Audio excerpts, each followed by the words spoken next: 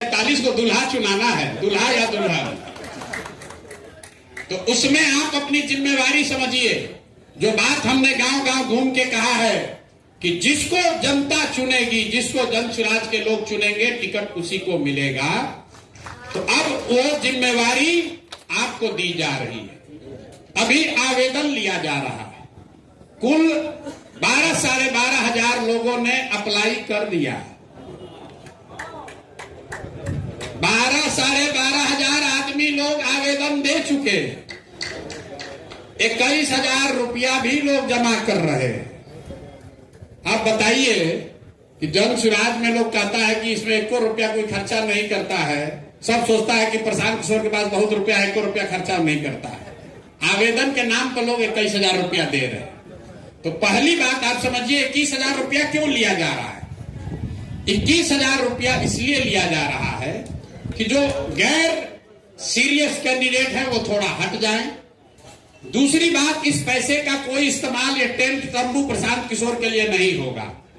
जिस विधानसभा में जितने आवेदक हैं, जो 21,000 रुपया देकर आवेदन दे रहे हैं, जो उम्मीदवार चुनकर आएगा, ये सारा पैसा उसी को दे दिया जाएगा। 1 रुपया भी ये पैसा जनसुराज या जनसुराज के किसी नेता के हाथ लगने वाला नहीं है। दूसरी बात ये कही गई कि भाई जो बहुत गरीब है वो कैसे देगा 21,000 रुपया? ये सवाल आपको समाज में पूछा जा रहा होगा। तो ये बात का 2 जवाब है। पहली बात कि जो लोग चुनाव लड़ना चाह रहे हैं, 21,000 क्यों रखा गया? ये तय किया गया कि भाई कम से कम आपके विधानसभा क्षेत्र में 50 व्यक्ति ऐसा जरूर होना चाहिए जो आपके नाम पर 500 रुपया देने को तैयार हो। आप भाई वोट आपको लेना है 50,000, 50 आदमी तो ऐसा होना चाहिए जहां आप जाकर हाथ फैलाइए, 500 रुपया लीजिए कि भाई हमको आवेदन देना है, तुम हमको 500 रुपया दो। और अगर 50 लोग भी 500 रुपया देंगे तो 25,000 रुपया हो जाएगा। 4,000 रुपया आने जाने का भाड़ा हो गया, 21,000 रुपया जमा कर दीजिएगा। अब ये कहेगा भैया हम काहे मांगे? मांगिए इसलिए कि हम भी किसी से मांग के ला रहे हैं। हमारे बाप दादा भी टाटा बिरला नहीं है, हम भी किसी से मांग रहे हैं। और अगर आपकी आर्थिक स्थिति मजबूत नहीं है, आप पॉपुलर हैं, समाज में लोकप्रिय हैं, चुनाव लड़ना चाहते हैं, कल जनसुराज की मदद से लड़ेंगे भी, लेकिन फिर भी कुछ संसाधन तो आपको जुटाना पड़ेगा। और वो संसाधन जुटाने के लिए आपको चंदा मांगने का आदत बनना चाहिए। क्योंकि हम लोगों ने देखा उपचुनाव में लोग संसाधन तो ले ही रहे हैं जनसुराज का, अपने घर का चाय का खर्चा भी जनसुराजे को बिल भेज रहा है, अपने गाड़ी में पेट्रोल भरा रहा, वो भी कह रहा है कि भी जनसुराजे से लीजिए, प्रशांत जी कहे हैं कि सबका रुपया हम ही देंगे। तो ये नियत नहीं होनी चाहिए। गरीब आदमी को जरूर मदद किया जाएगा, पैसे के बगैर कोई चुनाव न हारे इसकी व्यवस्था की जाएगी। लेकिन नियत से जो लोग ठगने आ रहे हैं उनकी पहचान भी होनी चाहिए ना भाई। नहीं तो क्या होगा, जो सही में गरीब है, जिसको जरूरत है, उसको नहीं मिलेगा। जो लूटने आया है, सोच रहा है चलो यार बढ़िया बुर्बक फंसे हैं प्रशांत किशोर, इन्हीं से 2-4-10 लाख रुपया कमा लेते हैं। लेकिन इसके साथ एक और प्रावधान किया गया।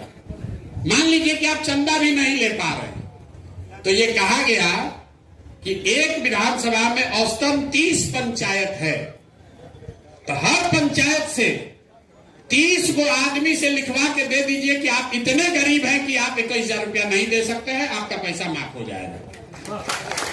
ठीक है भाई, आप गरीब हैं, साइकिल उठाइए, 30 पंचायत में घूम जाइए और लिखवा लीजिए 30 लोगों से कि भैया ये बहुत गरीब है, इनको पैसा नहीं लगेगा पैसा। अब ये आवेदन जो है, अब इस पर आ जाए कि इसका मूल्यांकन कैसे होगा और आपकी उसमें भूमिका क्या है। कुल 11 मार्च तक आवेदन लिया जा रहा है।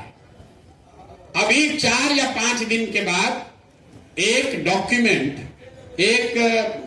का हिंदी क्या हुआ, एक दस्तावेज जारी किया जाएगा जिसमें यह लिखा रहेगा कि जिन लोगों ने आवेदन किया है उनको कैसे आगे की तैयारी करनी है और किन बिंदुओं पर उनका मूल्यांकन किया जाएगा।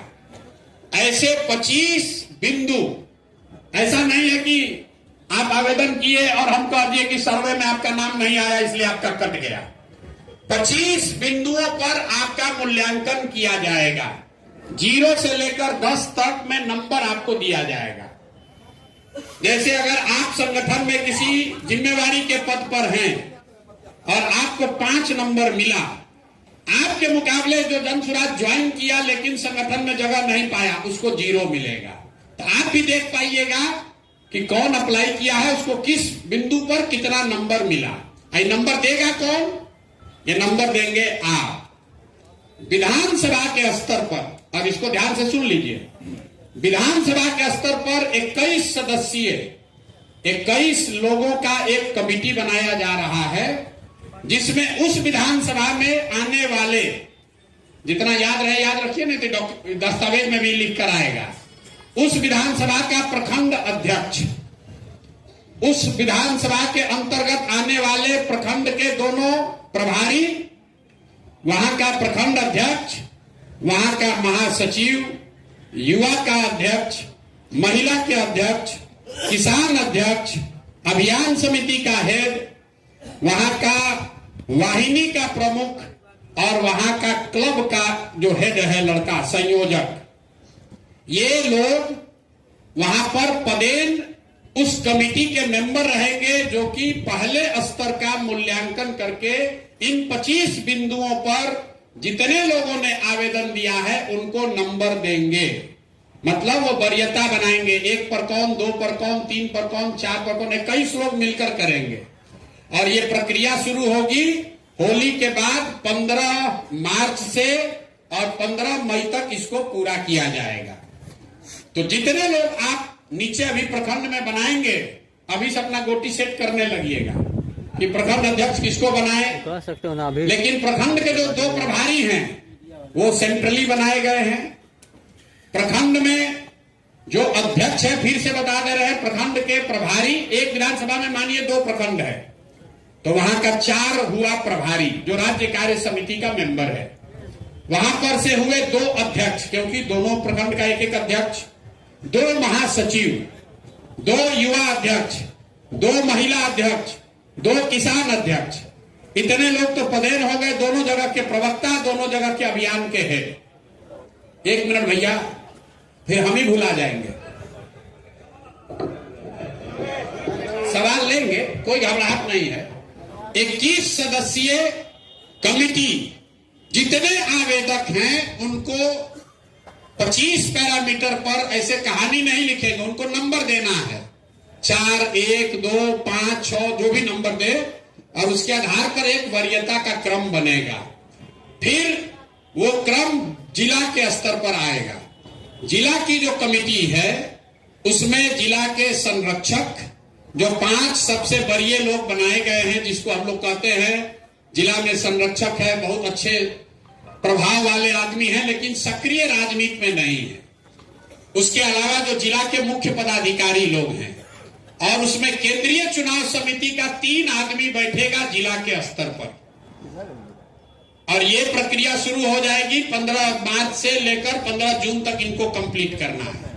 तो पहले स्तर पर चयन के लिए 21 सदस्यीय विधानसभा की कमेटी, दूसरे चरण में जिला के स्तर पर उसका मूल्यांकन, तीसरे स्तर पर केंद्रीय समिति, यहां पर जो एक अभी बनी है 7 सदस्य, उसमें 4 और सदस्यों को जोड़ा जा रहा है, ऐसा कोर कमेटी का निर्णय है।